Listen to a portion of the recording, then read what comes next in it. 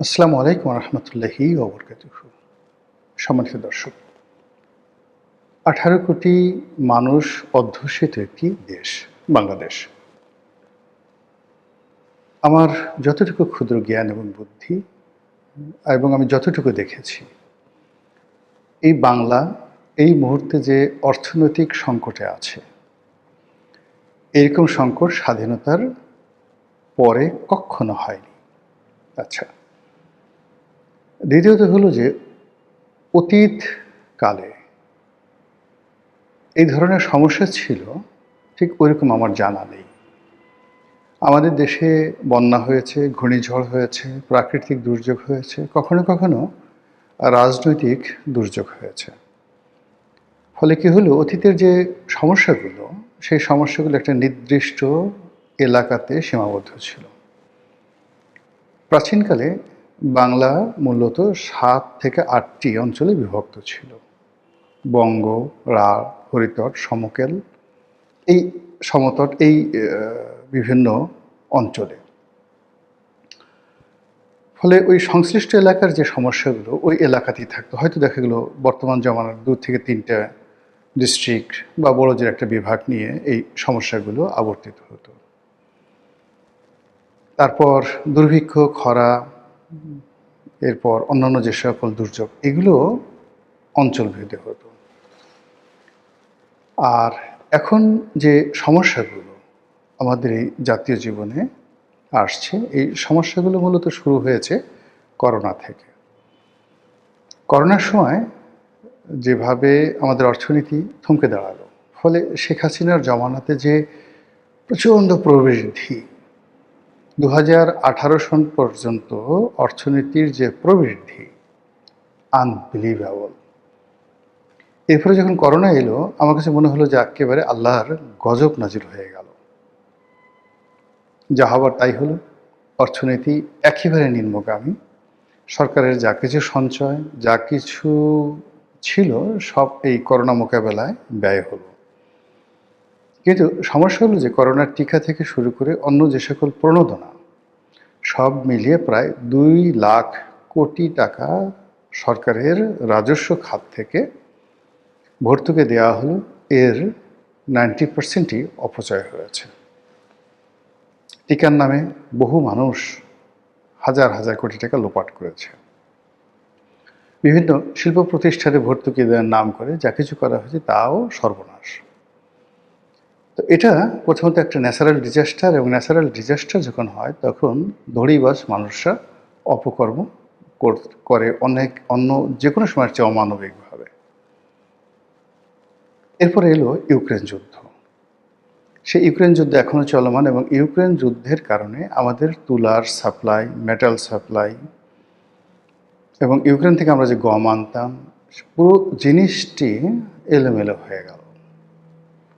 এবং এর কারণে আমাদের যে অর্থনীতি যেভাবে থমকে দাঁড়ালো, এরপরে আর কিন্তু ফিরে আসা যায়নি। একের পর এক শিল্প কলকারখানা, তাদের যে ঋণ ছিল সেই ঋণ কুঋণে পরিণত হলো। অনেক শিল্প কলকারখানা বন্ধ হয়ে গেল। যারা এদেশে ব্যবসা বাণিজ্য করতো এবং ব্যাংক ঋণ নিয়ে, তারা যখন দেখলো পরিস্থিতি খারাপ, তখন একটা বিরাট অঙ্কের টাকা তারা মেরে দিয়ে বিদেশে চলে গেল। এবং এভাবে শুধুমাত্র শেখ হাসিনার জমানাতে কম করে হলেও 5 লাখ লোকের চাকরি চলে গেছে, শিল্প কলকারখানা বন্ধ হয়েছে, এবং কম করে হলেও 3 লাখ কোটি টাকার, যাকে বলা হয় ব্যাংক ঋণ, খেলাপি হয়ে পড়েছিল। তো এই 3 লাখ কোটি টাকার যে ব্যাংক ঋণ খেলাপি হয়ে পড়েছিল, এটা কিন্তু কমিয়ে কমিয়ে 1 লাখ বা 1.5 লাখ বা 1,20,000 কোটি টাকা এভাবে দেখানো হয়েছিল। এই অন্তর্বর্তীকালীন সরকারের সময়টাতে এটা প্রায় 5 লাখ কোটি টাকা এই ঋণ চলে যায়। এর মধ্যে প্রায় 2 লাখ, আগের 3 লাখ কোটি টাকা, আর এই 17 মাসে আরও 2 লাখ কোটি টাকা যুক্ত হয় শুধুমাত্র ব্যাংকিং সেক্টরে। যে আমাদের ঋণ, জনগণের আমরা যে টাকা দিয়েছি, সেই জনগণের টাকা বিভিন্ন শিল্প কলকারখানায় দেওয়ার ফলে। আচ্ছা, বোঝার চেষ্টা করেন সমস্যাগুলো কীভাবে হলো। এটা গেলো ব্যাংকিং সেক্টরে আমাদের পাবলিক মানি। সরকার ট্যাক্স পেল না, বৈদেশিক ঋণও পেল না, তখন তারা কি করলো? মুদ্রা ছাপালো। প্রথমত যে ব্যাংকগুলো দেউলিয়া হয়ে যাচ্ছিল তাদেরকে বাঁচানোর জন্য মুদ্রা ছাপানো হলো। কত মুদ্রা ছাপিয়েছে আমরা জানি না, আনুমানিক ১.৫ লক্ষ কোটি টাকা মুদ্রা ছাপানো হয়েছে। এখন এই যে মুদ্রাগুলো ছাপানো হলো, এগুলো কিভাবে নষ্ট হলো, আমাদের অর্থনীতিতে কিভাবে নেতিবাচক প্রতিক্রিয়া ফেললো? টাকার মূল্যমান কমিয়ে দিল। ফলে শেখ হাসিনা যে টাকাগুলো রেখে গিয়েছিলেন, তখন ১০০ টাকার যে মূল্য ছিল ২০২৪ সালের আগস্ট মাসে, এখন সেই টাকা ইউনূসের জমানাতে সেই টাকার মূল্য হয়ে গেছে ৪৬ টাকা, মানে ৫৪ টাকা নাই। আর এই এক মাসে এটা আরও কত নিচে নামছে, এটা আর কয়দিন পরে টের পাবেন। ইউনূস সাহেব বিদায় নিলেন। যখন তিনি বিদায় নিলেন তখন মানে প্রথমত শেখ হাসিনার জমানাতে ২০১৮-১৯ থেকে বা ২০ থেকে ধরুন ২৪ পর্যন্ত ৪ বছরে ৫ লাখ লোকের চাকরি গেছে। নতুন করে ইউনূসের জমানাতে আরও ৫ লাখ লোকের চাকরি চলে গেছে। বেকার ঠেকার আরও তো অনেক আছে, শুধুমাত্র ডাইরেক্ট চাকরি চলে গেছে। তো এটার একটা বিরাট ধাক্কা অর্থনীতিতে লেগেছে। তারপর যেটা হলো যে টাকার মূল্যমান কমে গেছে, দ্রব্যমূল্যের দাম বেড়ে গেছে। সরকার অভ্যন্তরীণ খাত থেকে দুইভাবে টাকা নিয়েছে। একটা হলো ব্যাংকিং খাত থেকে লোন করেছে, সেই লোনের পরিমাণ কত আমরা জানি না, not less than ১ lakh crore টাকা। আর টাকা ছাপিয়ে পরিস্থিতি সামাল দিয়েছে আরও ১ লক্ষ কোটি টাকা। আর বিদেশ থেকে ঋণ নিয়েছে $12 বিলিয়ন, তাহলে প্রায় ১.৫ লক্ষ কোটি টাকা বিদেশ থেকে ঋণ নিয়েছে। তো ১.৫ লক্ষ কোটি টাকা, ১ লক্ষ ১ লক্ষ, কত হলো? ৩.৫ লক্ষ কোটি টাকা ১৭ মাসে চিবিয়ে চিবিয়ে খাওয়া হয়েছে। এরপর তারেক রহমান সাহেবের সরকার এলো, আসার সঙ্গে সঙ্গে ইরানের সাথে ইসরায়েল এবং আমেরিকার যুদ্ধ। এই যুদ্ধে এই মাত্র অল্প কয়েকদিনে মানে শুধুমাত্র যে জ্বালানি তেল প্রতিদিন যে আমরা বিক্রি করছি, এতে নাকি সরকারের প্রায় ৩০০ কোটি টাকা, মানে ২৭৬ কোটি টাকা প্রতিদিন সরকারকে ভর্তুকি দিতে হচ্ছে। আচ্ছা, সরকার যদি জ্বালানি খাতে ভর্তুকি দেয়, তাহলে অন্য যে ব্যবসা বাণিজ্য, এই জ্বালানি যখন আবার আমদানি করা হবে, সেখানে কি পরিমাণ টাকা যাবে? সব মিলিয়ে অর্থনীতিতে যে অবস্থা পৌঁছে গেছে, এটা আপনাকে আমাকে সবাইকে বুঝতে হবে পৃথিবী এখন কিভাবে চলছে।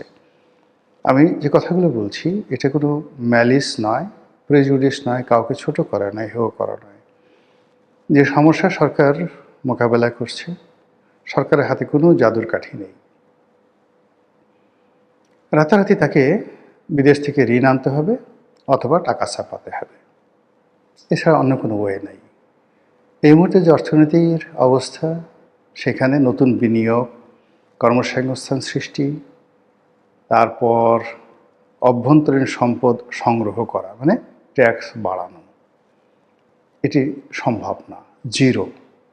আজকে যদি তেলের দাম বৃদ্ধি করা হয়, হাজার হাজার মানুষ রাস্তায় নেমে যাবে।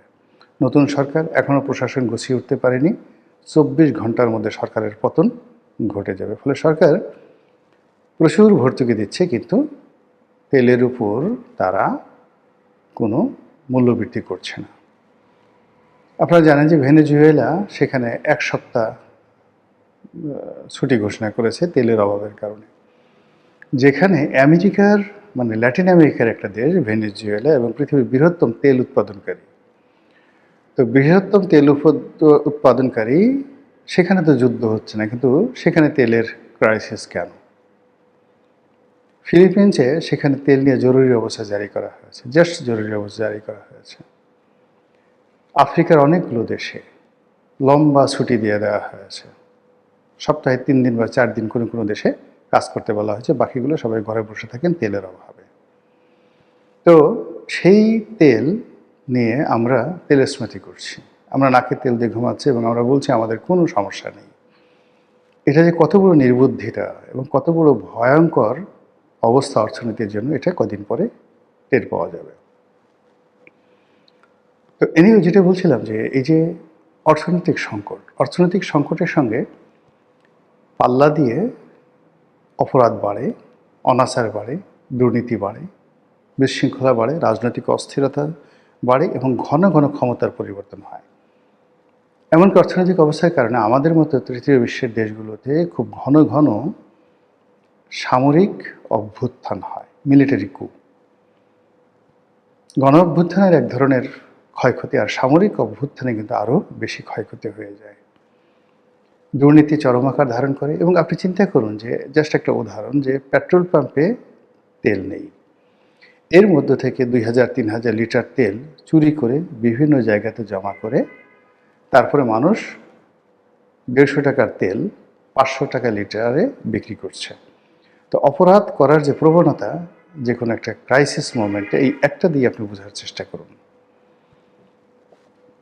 অর্থনৈতিক সমস্যার সাথে সাথে দুর্ভিক্ষ চলে আসে, দুর্ভিক্ষের সাথে সাথে রোগ শোক আসে, রোগ শোকের সাথে সাথে দুর্ঘটনা বাড়ে। এই যে দেখেন, এইবার ঈদ উল ফিতর উপলক্ষে সারা বাংলাদেশে যে দুর্ঘটনাটা ঘটল, যত লোকের প্রাণহানি হলো, কারণটা কি বলেন তো?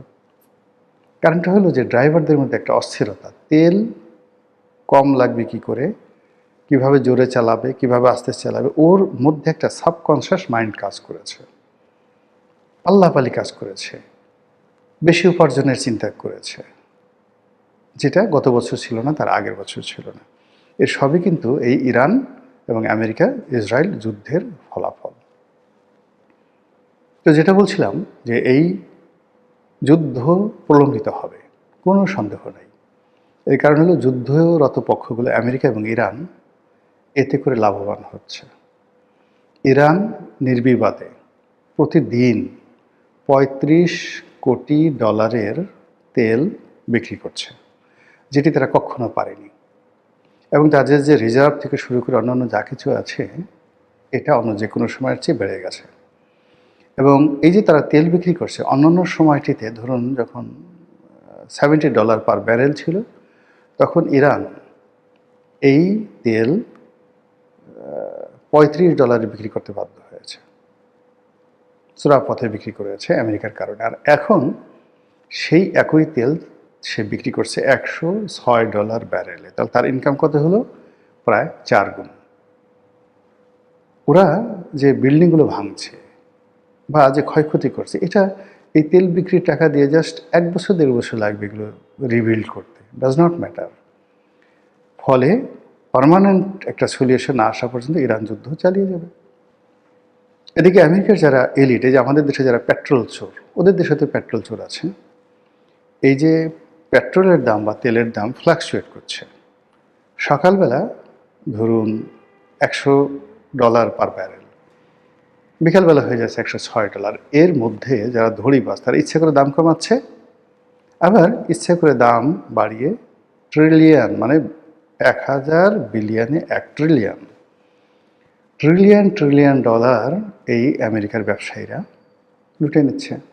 সেম ইউএস স্টক মার্কেট থেকে তারা টাকা উপার্জন করছে। ফলে তারা খুব সহজে এই যুদ্ধ বন্ধ করবে না। এই যুদ্ধের যারা supplier, arms and ammunition supply দিচ্ছে, অস্ত্র সাপ্লাই দিচ্ছে, গোলাবারুদ সাপ্লাই দিচ্ছে, সারা দুনিয়াতে যে ওয়ার ইকোনমি আছে, সেই ইকোনমি এখন ফুলে ফেপে বুমিং। দুনিয়া ছুটছে এর পেছনে। মানুষ মরলো, দেশ গেল, তাতে কিচ্ছু আসে যায় না, ওরা তো টাকা পাচ্ছে। এবং যুদ্ধের সময় এই ঘটনাগুলো ঘটতে থাকে এবং তার ছোঁয়া বাংলাদেশেও লাগবে। তো আমাদের এই দেশে এইবার অর্থনীতিবিদরা প্রেডিক্ট করছে, আমরা একটা জিনিস বলি না, জিডিপি 6%, 7%। তো শেখ হাসিনার পুরো জমানাতে 6%, 7% জিডিপি একটা স্টেবল অবস্থাতে ছিল। ইউনূসের জামানাতে এই জিডিপি 3-3.5%-এ চলে আসার একটা সম্ভাবনা ছিল। তো যখন 3-3.5% জিডিপি যে গ্রোথ, এটা নেমে আসতো 6 থেকে 3.5%-এ, এটা দুর্ভিক্ষের, সরাসরি দুর্ভিক্ষের আলামত। আর আজকের দিনের প্রেডিকশন হলো যে জিডিপির গ্রোথ তো দূরের কথা, মানে 1% গ্রোথ তো দূরের কথা, 1-2% বরং মাইনাস জিডিপি হবে। বুঝার চেষ্টা করেন, পতিতাবৃত্তি বাড়বে, ছিনতাই রাহাজানি বাড়বে, খুন খারাপি বাড়বে। আপনারা যারা সুখ সম্পদে অঘরে ঘুমোচ্ছেন, সেটা প্রধানমন্ত্রী হন, প্রধান সেনাপতি হন, রাষ্ট্রপতি হন, বুভুক্ষ মানুষের মিছিল কোনো অবস্থাতেই বন্ধ করতে পারবেন না।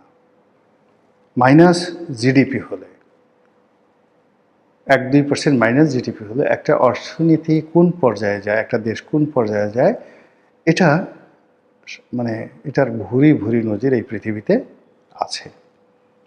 কাজে আমাদের জিডিপি মাইনাস হয়ে যাবে আর আমরা শান্তিতে ঘুমাবো, ফেরেশতারা এসে আমাদের আপেল কমলা খাওয়াবে, জান্নাতের হুরপুরীরা এসে আমাদেরকে সঙ্গ দেবে, হুর গেলমানরা এসে আমাদেরকে জড়িয়ে ধরবে, আমরা তাদের সাথে মুখে মুখে দাড়ি ঘষবো, এটা হবে না।